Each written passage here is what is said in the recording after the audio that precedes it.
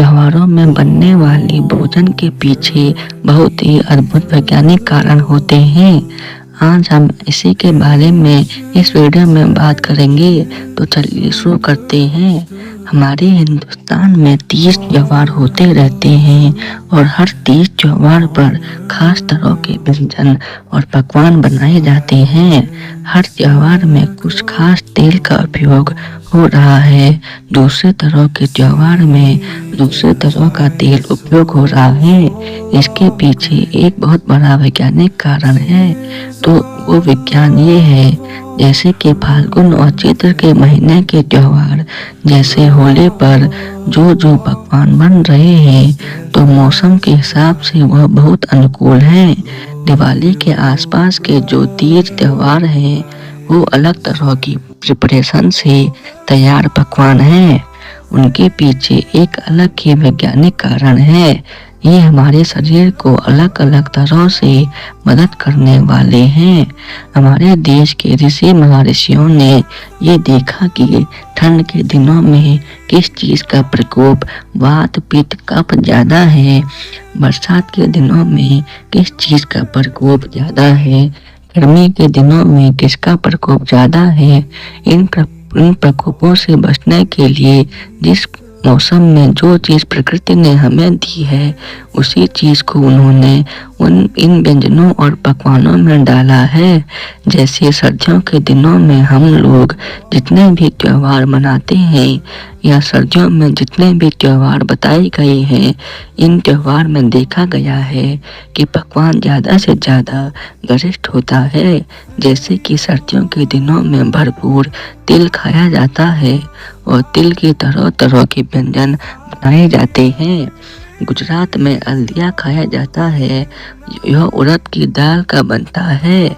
ये सब व्यंजन भारी होते हैं, इनमें गुरुत्व होता है, आसानी से नहीं पचते, धीरे धीरे पचते हैं। लेकिन जिन दिनों में हम ये खा रहे हैं, उन दिनों ये ही अच्छे हैं कि जल्दी पचने वाली चीज़ न खाएं। ठंडी के दिनों में पित्त थोड़ा कम होता है, वात उससे ज़्यादा और कफ सबसे ज़्यादा होता है। अब कफ बढ़ा हुआ है तो कफ का असर हमारी जठर अग्नि पर है, तो कफ का असर जठर अग्नि पर होने के कारण अग्नि थोड़ी कम रहती है। जो गर्मियों के दिनों में वो भड़कती है, उतनी नहीं होती।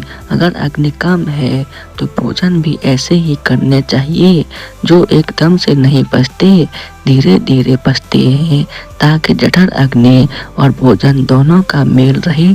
दोनों की गति कम होती है, इसलिए सोच समझ कर यह तय किया गया है कि सर्दियों के दिनों में तिल, मूंगफली, गुड़, घी आदि खाने हैं।